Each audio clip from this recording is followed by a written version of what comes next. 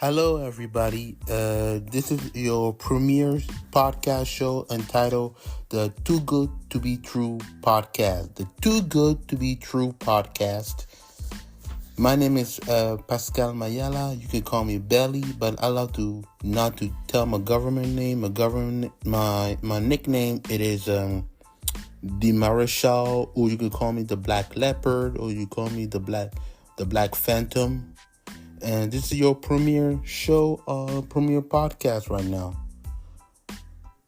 We got a lot of talking to do right now. We got a lot of subject that I want to talk about. But first, I want to give a tribute on this date, January 26, 2024, to the late Kobe Bryant. I can't believe it is 4 years that Kobe Bryant passed away on a tragic helicopter accident in Calabasas, California. Not just him, but his daughter Gigi, her 13-year-old daughter, who just and the 7 other people who were in the helicopter who got crashed in Calabasas. In those moments, I will tell myself, where were you when the Kobe death happened? I will tell you my story. What happened? I was playing NBA 2K19. I will never forget that day. I was playing NBA 2K19 because I didn't have a NBA 2K20. And I was looking on my Twitter, and I see a notification of D Wade saying, "Oh no, oh no, oh no." I thought was something happened to Kobe.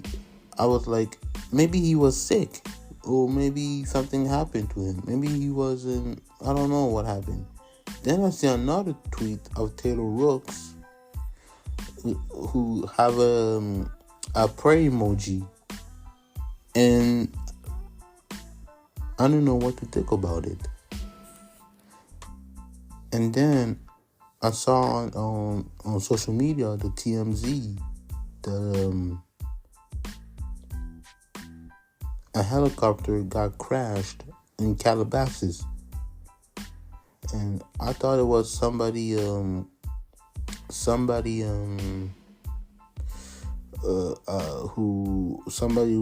who was in a helicopter. I thought it was like a regular person. No, but it was Kobe Bryant helicopter.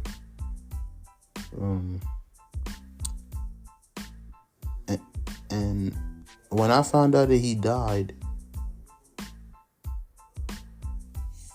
I cried like a baby. I mean, this is the first time I really cried like a baby. Because Kobe Bryant meant a lot to me.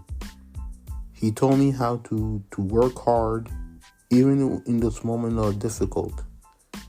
Never give up. Work hard day and night.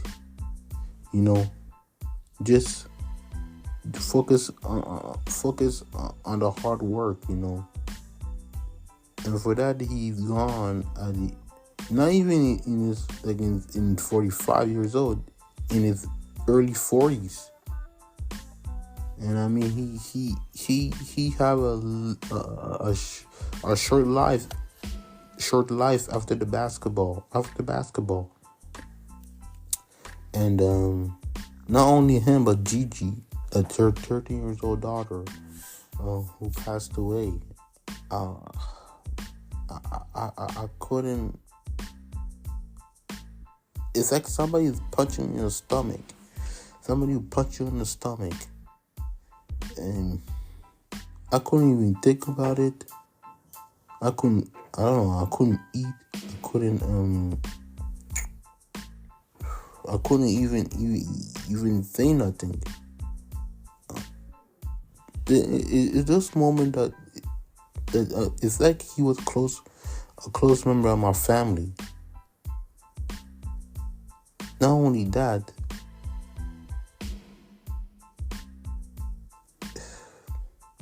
He's like a big brother. Like I said, like a big brother. If I have a bit older brother, I think he will be like my big brother. And I think a lot of people felt that way. Like Kobe meant a lot to the game of basketball than any player in this generation in the past they had. The guy who dedicated his basketball 24/7. He played 20 years in his NBA career. Think about that. 20 years as a Laker. I don't think nobody can say that other than Tim Duncan and Dirk Nowitzki. But it's not about me. It's about Kobe. And Gigi, we didn't see the blossom yet of her growth of her yet.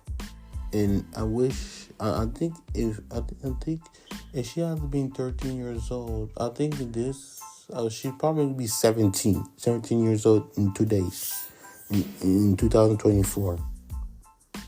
And the way that Kobe Bryant supported her daughter Gigi, because she was a girl dad, and I like when an athlete trying to inspire little girls to play basketball. And look, not only he inspired Gigi, but look at the WNBA. He was a huge fan of the WNBA. And he made me watch the WNBA more.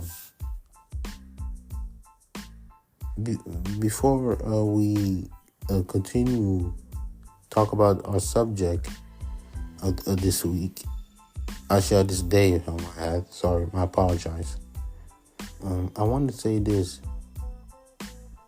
Life is precious. We have one life. We have to enjoy our life. I mean, we have short life because nothing is guaranteed in life.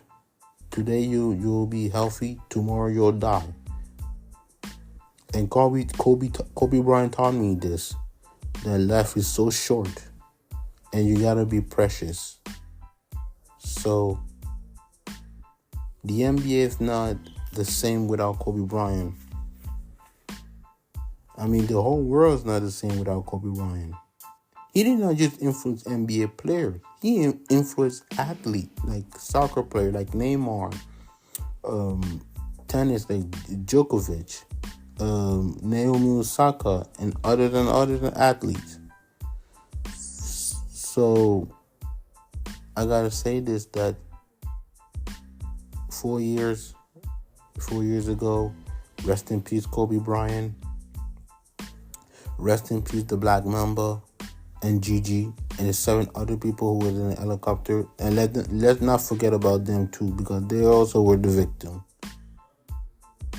And rest in peace Kobe for that. Now we have 1 minute. I have a 1 minute break, then I'll come back.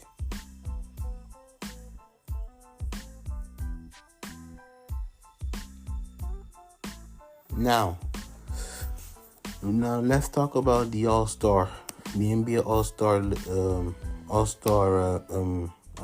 starting 5. It came out today. Actually, came out on Thursday. And now we're gonna look at the top 5 starting for the East, and top 5 starting for the West. So I know in the East we have announced the captain. The captain is Giannis Antetokounmpo for the captain of the East.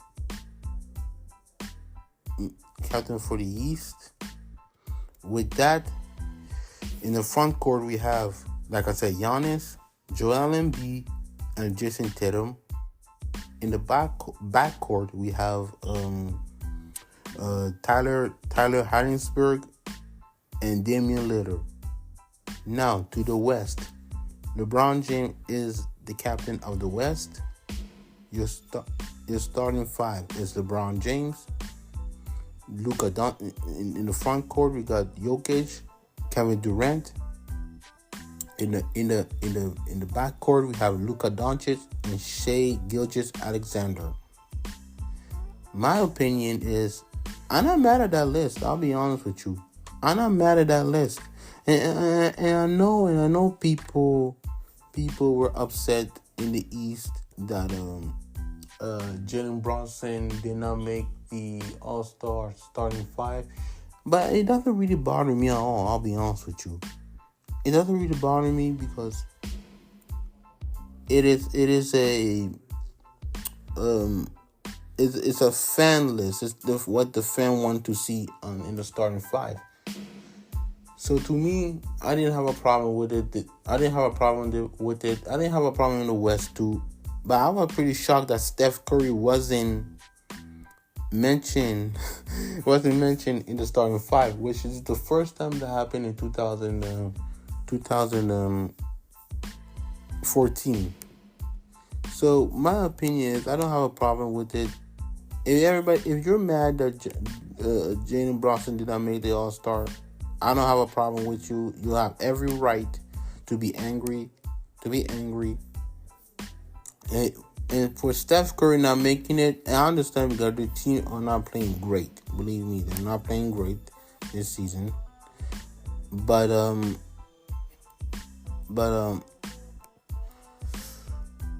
it is what it is. It's a fan voting.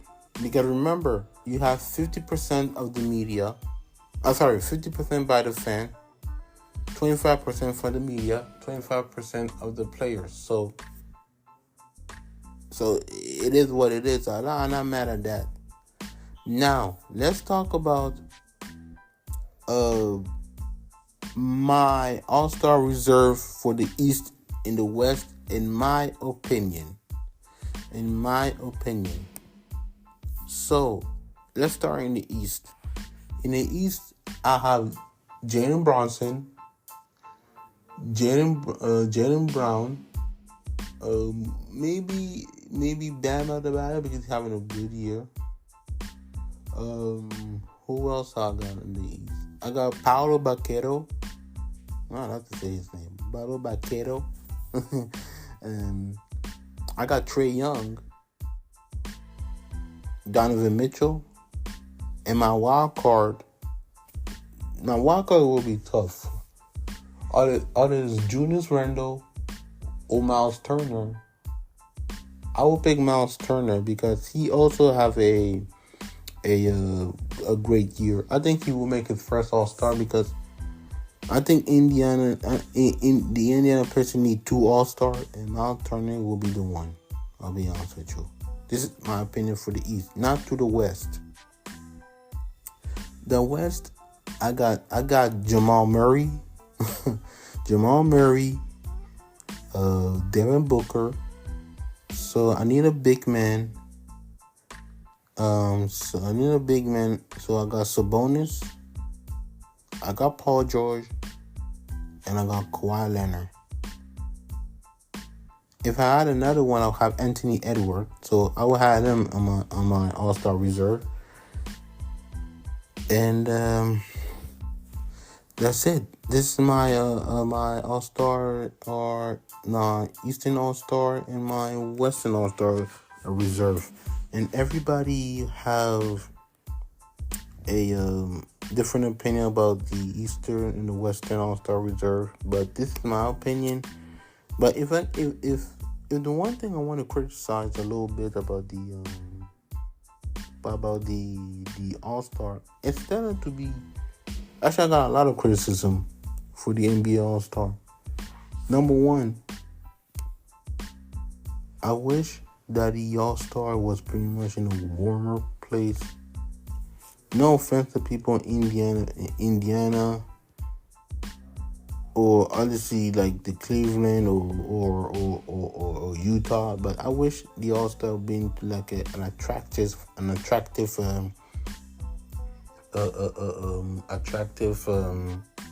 place like New York, Miami, Houston, or Dallas, or Toronto.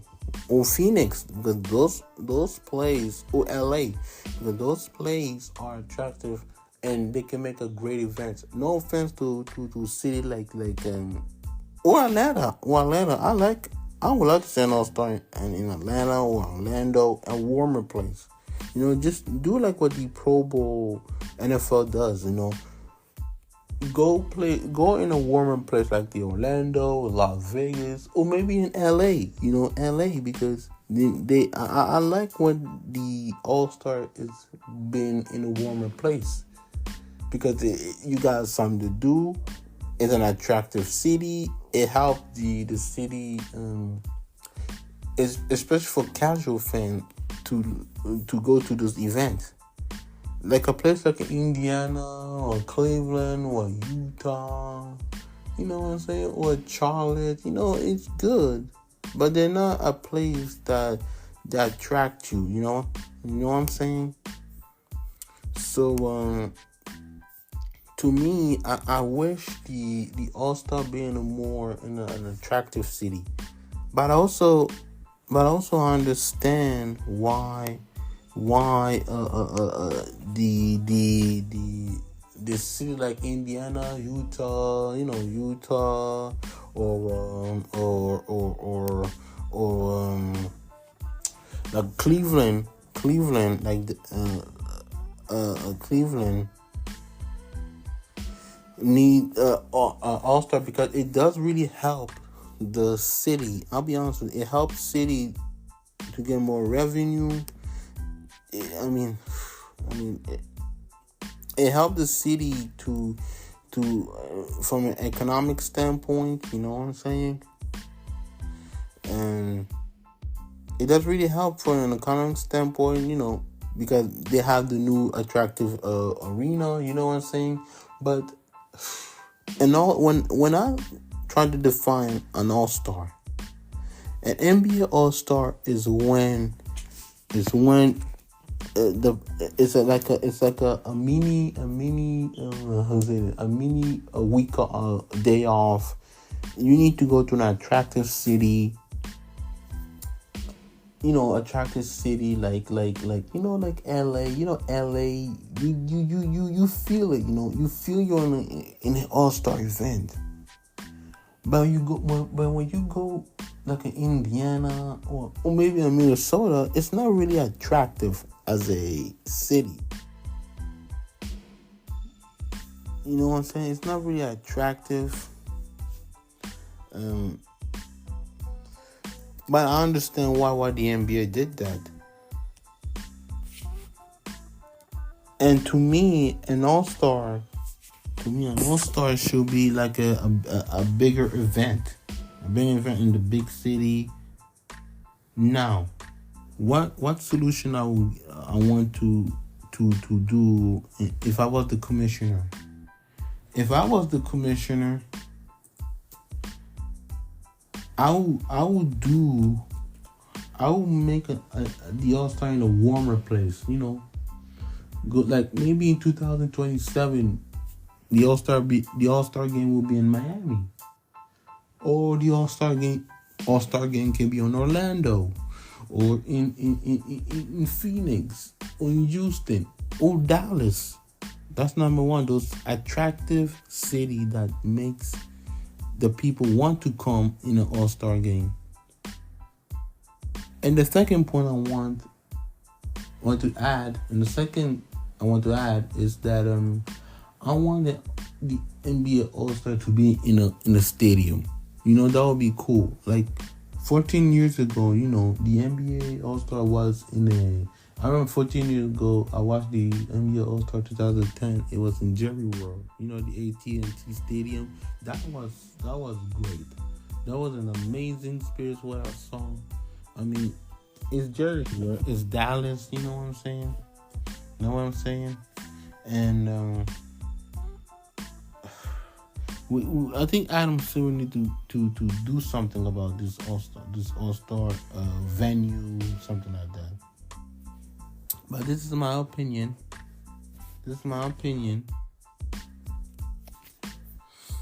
Now, let's talk about in my opinion, Sunday night game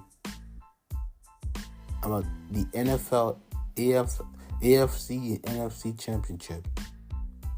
Right now,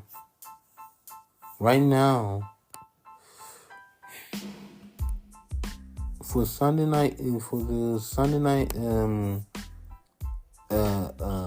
afternoon, I'll be honest with you. We got the Kansas City Chiefs at Baltimore Ravens. My prediction, I will make a prediction for that. I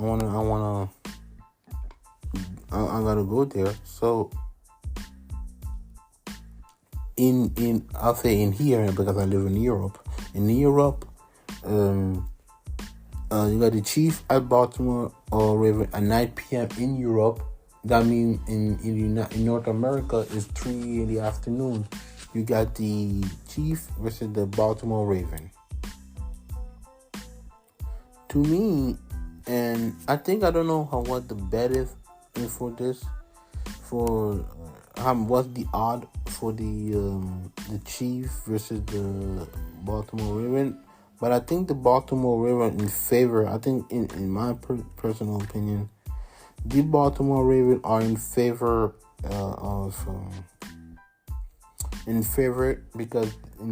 to win this game because they have the momentum. I mean, their defense are legit. Lamar Jackson is really balling out. I mean, who can really stop the Chiefs in this one? Actually, not the Chiefs, my bad. Who can stop the Baltimore Ravens? Who can stop Lamar Jackson? Because I believe their defense are legit. Offense is legit too. But my concern for the Chiefs, I'll be honest with you, it's not Patrick Mahomes. It's not Travis Kelce. Actually, Travis Kelce, but in a slight little.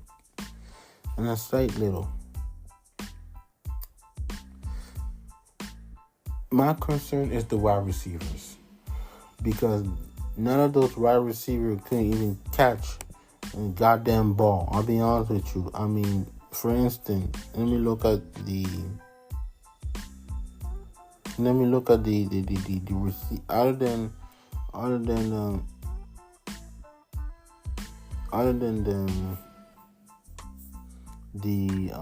the Travis Kelce, who do you trust? Who do you trust for the wide receivers?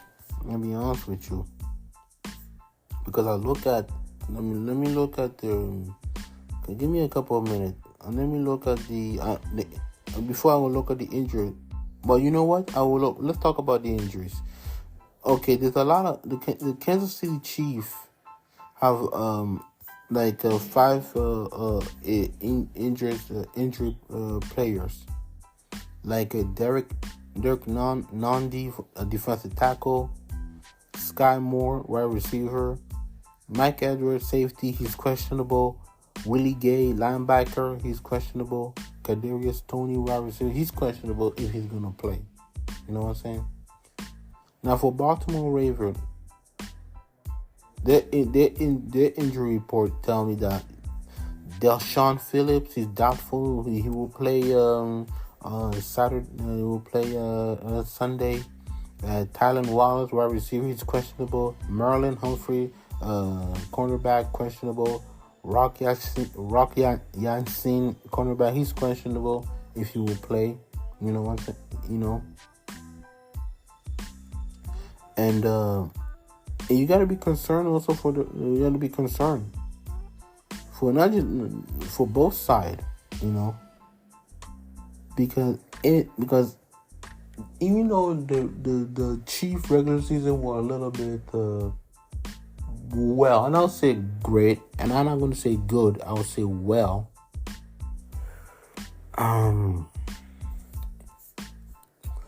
The Chiefs will have a problem how to stop Lamar Jackson on the defensive side, because I mean, because because the Baltimore Ravens know how to utilize Lamar Jackson, not just from a passing game, but from a running game. If I was the chief, I'll be a little bit worried. Now, Patrick Mahomes will be Patrick Mahomes. Patrick Mahomes will do with the best what he can do. He'll do the best available game. It's not availability, but the best game that he will perform. Now, what is my prediction for this game? I got the Baltimore Ravens beating Patrick Mahomes in their home turf in MT&T Bank Stadium in Baltimore, and Patrick Mahomes will have, I believe his first loss.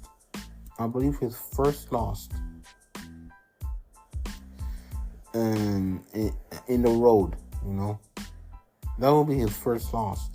But it doesn't mean that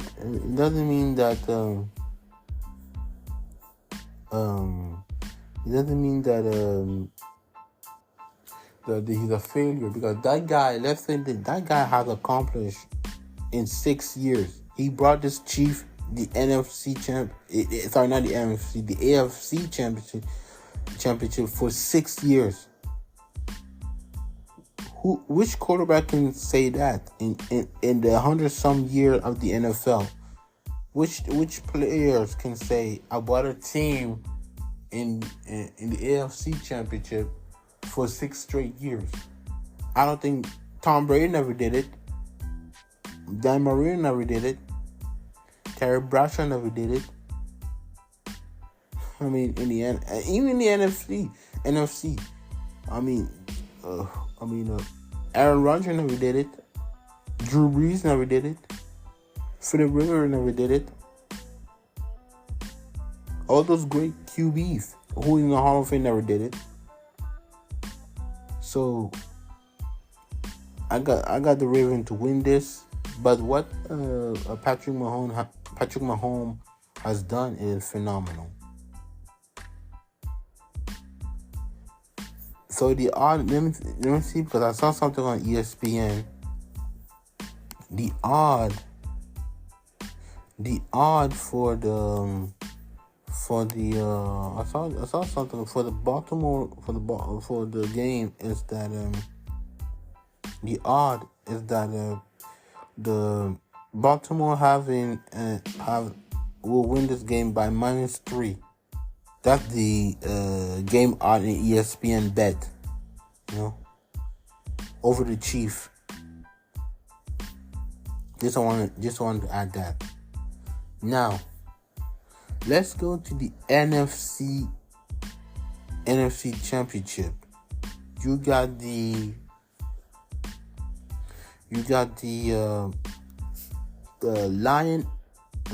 Detroit Lion at San Francisco 49ers in the Levi Stadium.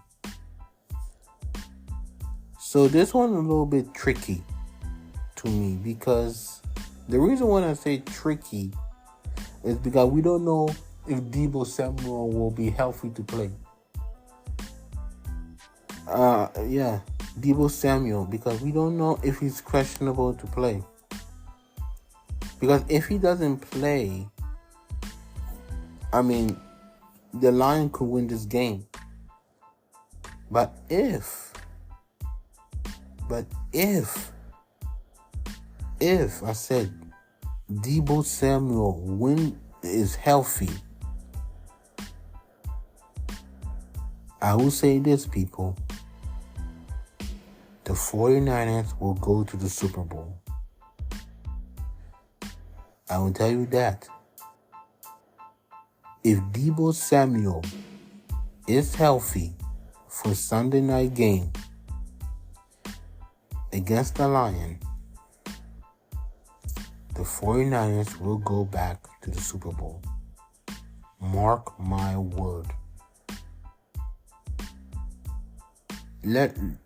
So for the let's talk about the injury report before I get to in with the Detroit Lions. Now for the 49ers, Oren Burke, linebacker, he's questionable. Kalia Davis, a defensive tackle, he's in an RI. We don't know. We don't know if he will be playing on Sunday afternoon. But like I tell you, if the 49ers get Deebo Samuel healthy, I guarantee you they're going to the Super Bowl. That's what I'm gonna say. Now for the Lions, this is their first time being the NFC Championship since what was it, 32 years, which is a long time ago, like 3 decades. The Lions, let me tell you what, the Lions got the hearts. They got, they're not scared of nobody. And I will give my shout out to Jared Goff and Dan Campbell, because that team had no business to be in the NFC Championship, but give him Dan Campbell his flowers. Or build right now. I'm telling you, Detroit Lions fan, if you listen to me in this podcast, tell the owner of the Detroit Lions to build a monument for Jared Goff and Dan Campbell. I don't care. Because where they've been through, this franchise been through a lot of pain. I'm gonna give shout out to those players, man. And Detroit Lions have never won a Super Bowl in this Super Bowl era. The last time they won a championship, it was 1957. That means all of us were not born when they won. Now, the question is, do you think the Lions will win this game? I don't think so, but the Lions will give them a good fight. A good super fight, against the 49ers. Because I think, just go back to the AFC. I think those two the Chiefs and the Ravens is all about the two best QB who are game changers versus two teams in the NFC are you say system game or game managing game, like Cam Newton would say. I think we are seeing that. It's game changer versus game manage players. So I think it will be a good fight for the Lions, but I don't think they're gonna win against the 49ers if Deebo Samuel is healthy.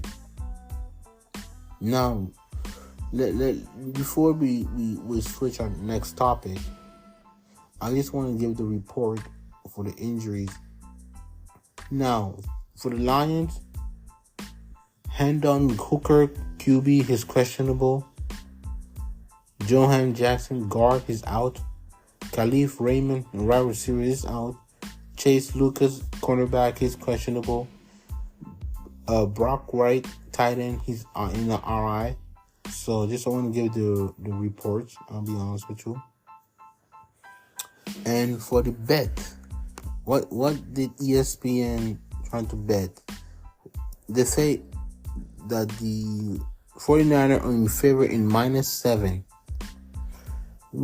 That means that they think that the Baltimore, it's not the Baltimore, but the 49ers gonna win this game. Let's get a 1 minute break.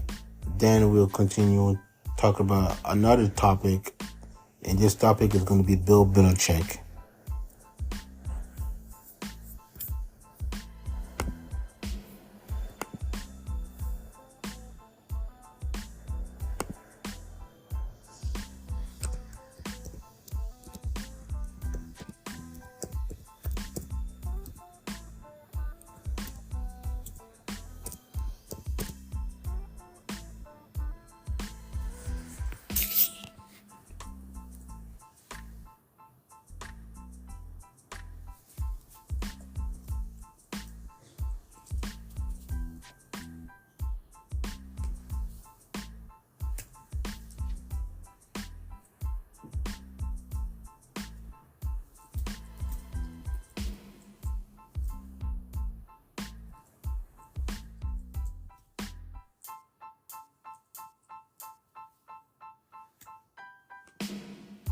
Now, we got back right now.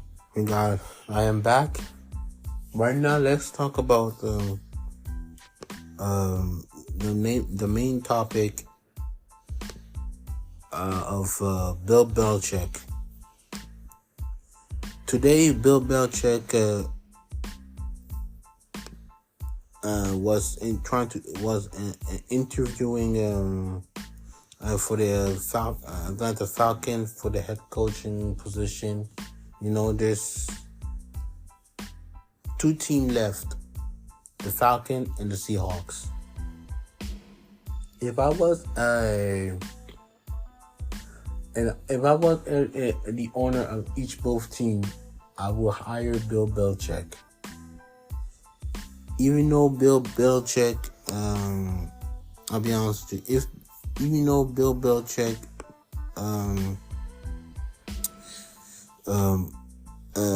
was let's say relieve his duty as of the New England Patriots, it doesn't mean that he's not a perfect a bad coach. I mean, I know people will talk about he will have his way to control the team, being a GM when he was with the Patriots. But if I was the Falcon or the Seahawks, I would not let him be the general manager of the sorry. I would not let him be the GM, because we saw what happened 3 years ago. I mean, even though look at what happened this season. I mean, the Patriots were horrible this season. I mean, very horrible. And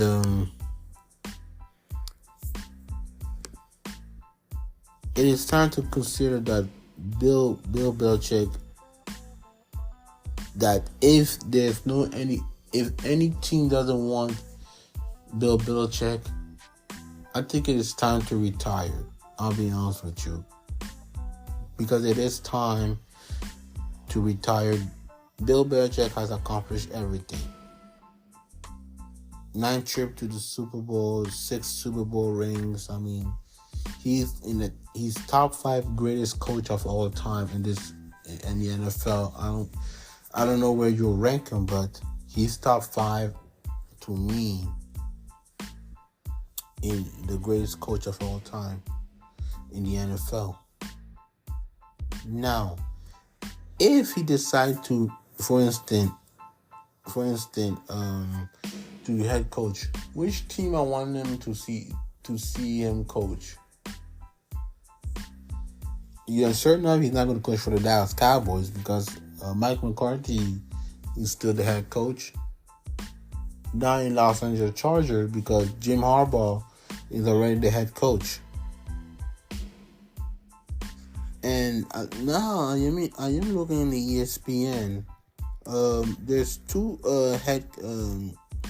players that built, actually 3, if you can add 3 or 4 for the position, 3 or 4 or 5 teams in my opinion. Now, let's start with the Seattle Seahawks. Number 1, Seattle Seahawks. They just fired Pete Carroll. They fired Pete Carroll, and they've been looking a head coach. I heard that they were interviewing Dan Quinn. Dan Quinn from the defensive coordinator of the Dallas Cowboys. I heard that. We don't know what if he got hired or not. We don't know. But if I was the Seahawks, I would try to interview Bill Belichick. Another team, if I got another team, that I would love to see him coach is the Washington Commanders. The Washington Commanders, I think he's there in the perfect situation. They need a new coach. They just fired John Rivera, and they need a QB. That's the problem. They have everything with exception of a QB. So if I was the Magic Johnson, and the rest of the Washington Commander front office, I would try to interview Bill Belichick. And decide and try to decide if he's gonna be be the next head coach. The last team, I said 3 or 4, right? I said 3 or 4. I will go with 3.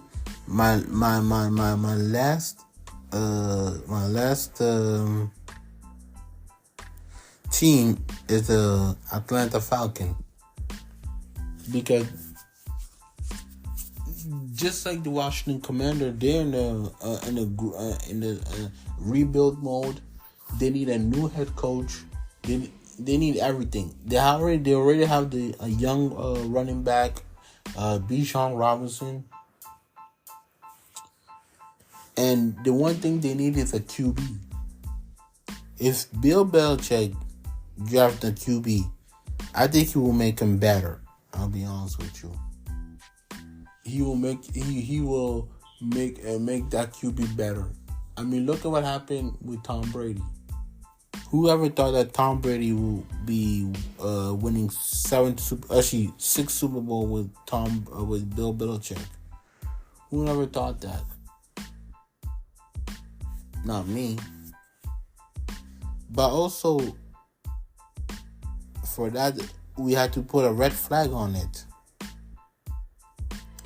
Because if I was the team and I don't hire Bill Belichick, this proves that the old guard is gone, and we have the new guard, which like I said, we need new young head coach, fresh a head coach who can really relate to the younger generation. I mean, if you look at Nick Saban, former coach of Alabama, he needed to retire. And not just because he needed to retire, because I think it's because also the NIL situation, and he couldn't get great players, so that's why he needed to retire. Bill Belichick doesn't have the college football team, but he has the professional team in the NFL. I mean, if he does not get signed, like I said, it shows you why no team doesn't want him, because they need new blood of the team, new blood of a head coach. Very creative, innovative, so on and so forth. So that's what I'm gonna say about Bill Belichick. Our next topic, it is the NBA trade deadline.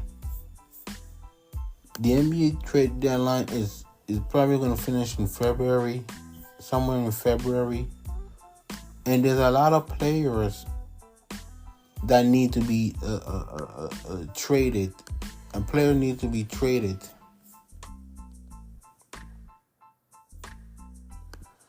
So I'm going to the Bleacher Report. I'm in the website of the Bleacher Report, and I'm just going to look at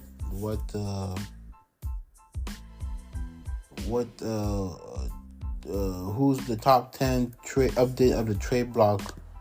I'm going to look at it because there's a lot of players that need to be traded to go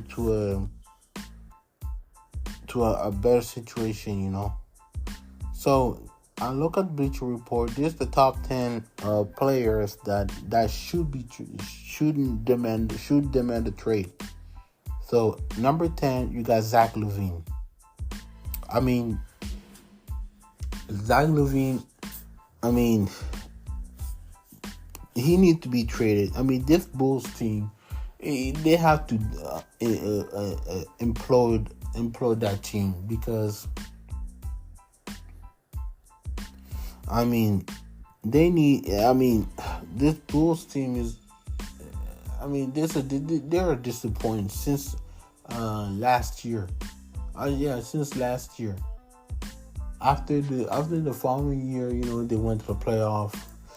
I mean, last year they made it the play-in tournament, and this season they're terrible. So, which team do I think he need to be traded? So, Bleacher Report said Brooklyn Nets. I think it makes sense. Brooklyn Nets. Brooklyn Nets makes a lot of sense because of they're a young team. They need scoring. They need another star on their team, and they need another player that can really help them to exceed, to make them to the play-in. Number 10, number 9. Sorry, number 9. You got Jeremy Grant from the Portland Trailblazers. I think that makes sense. I'll be honest with you, because he need to go to a team and a contender team.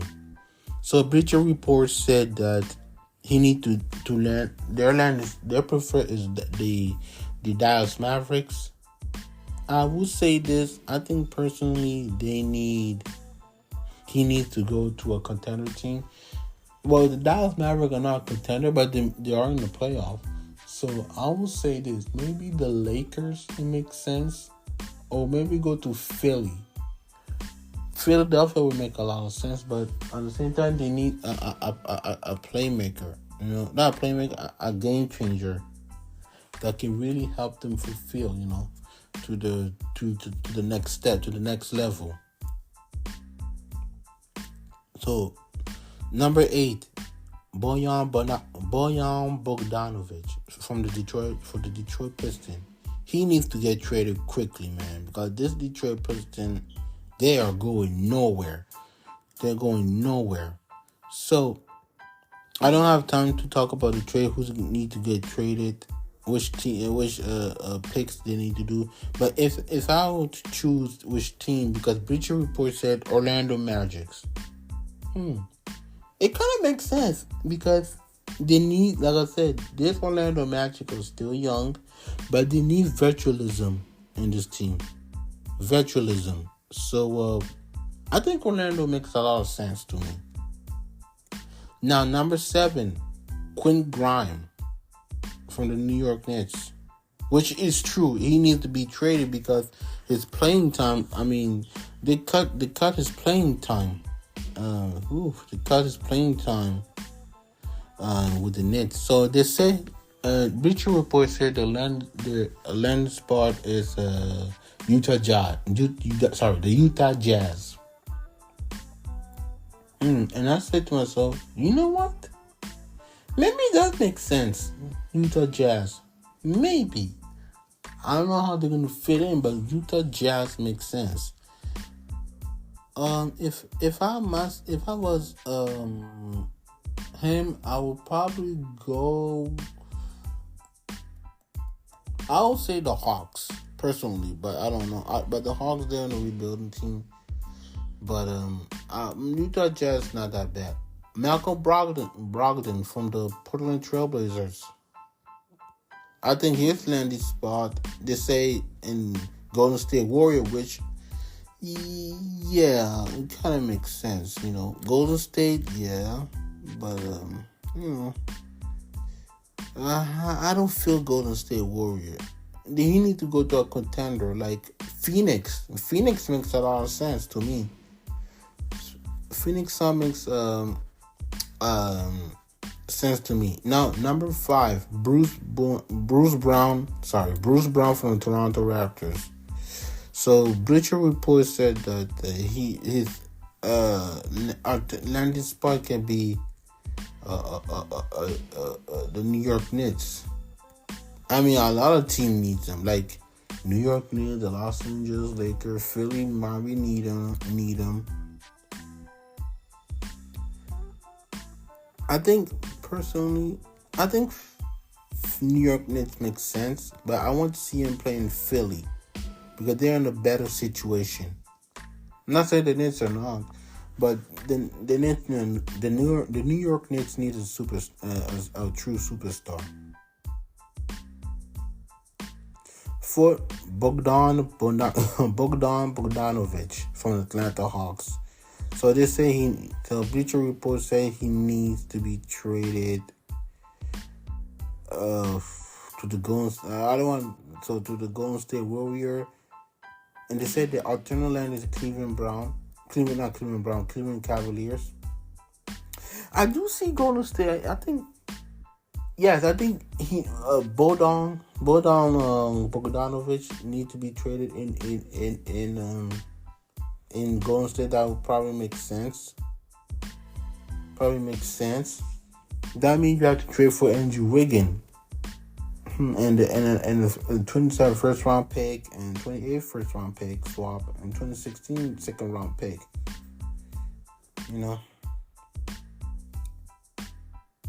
I think Golden State will make sense, but that means you're losing your wing player, especially on the defensive side. So I'm not mad about that. Man, maybe Cleveland makes sense, but to me, Golden State makes a lot of sense. 3, DeMar DeRozan from the Chicago Bulls. Like I said with Zach LaVine, they need to rebuild that team as quick as possible. So they said DeMar for Brooklyn, for Spencer Dinwiddie and Royce O'Neal, and the 2027 first round pick. Brooklyn. You know what? I'm not mad at Brooklyn. I'm not mad at that. But to me, and they said the alternative land is Philadelphia 76ers, but to me, I would say the Lakers. It makes sense. Or New York Knicks. I do see him in a New York Knicks uniform. I do see him DeMar DeRozan in New York Knicks. They need that star that can elevate. A playmaker. And he's a playmaker too, so I'm not mad at that. Number 2, Kyle Kuzma from the Washington Wizards. He needs to get traded, but I don't think they said that they're not planning to trade him. So they said that the trade they were talking about is Kyle Kuzma to the Miami Heat for Duncan Robinson and Kyler Martin and Nikola Jovic and a 2028 first round pick swap and 2026 for second round pick. Miami kind of makes sense, but also not mad for Dallas Mavericks. But to me, you know what? They need another. But the issue is not scoring; it's their defense. I don't know how Kyle Kuzma can help you in defense. I don't know how. But I do see him in Dallas Mavericks. They need that third star player, to help Luka and Kyrie Irving, because Luka and Kyrie need a lot of help in the offensive side. And number 1, DeJounte Murray from the Atlanta Hawks. They say that the DeJounte Murray to the Utah Jazz for Kelly Olynyk, Talon Harden Tucker, and Bryce Sensabaugh for a 2025 first round pick from Cleveland and a 2029 first round pick from Minnesota. To me, I do see him at Lakers, but I don't know.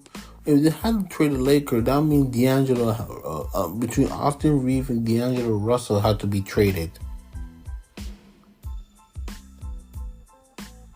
So, I don't know.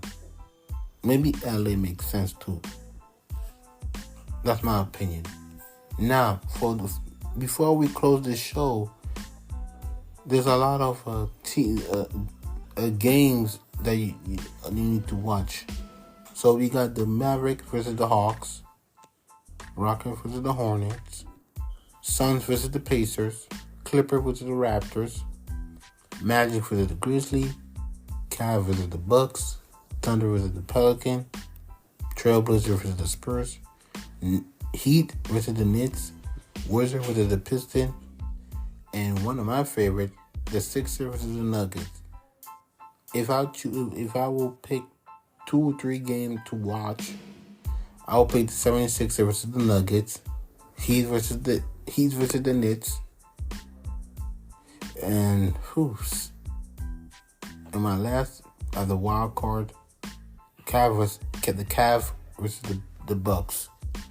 So that is for our first ever podcast of Too Good to Be True podcast, and I hope everybody enjoyed my podcast. And see you next week. See you next week, or see you on Monday. We don't know. You don't know when I'm gonna do another podcast, but see you later, guys.